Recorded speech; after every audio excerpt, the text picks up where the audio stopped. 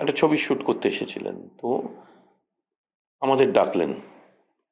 তো ওবেরয়তে ও উনি এখানটা বসেছিলেন, এল, সুজিত সামনে, ওখানটা রিতেশ, আমি এই পাশে। কথোপকথন হচ্ছে, প্রথম পরিচয়, ফার্স্ট দিন। উনি জাস্ট এমনি সামনে এসে আমাকে প্রথমে দুটো কবিতা বললেন। এবার ফ্যান বয় মানে সাংঘাতিক ফ্যান বয় আমি, মানে তারপরে এই দেওয়ারের ডায়ালগটা বললেন।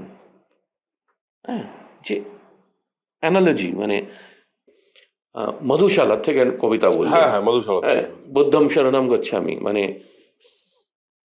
অন্যরকম ভাবে একটা কবিতা বলে আসলে কি বলছেন, সার্কাস্টিক।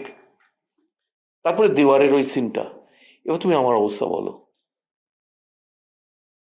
মানে আমার তো মাথা টাথা গোলমাল হয়ে গেছিল সব, বাট স্টেডি ছিলাম, শুনলাম।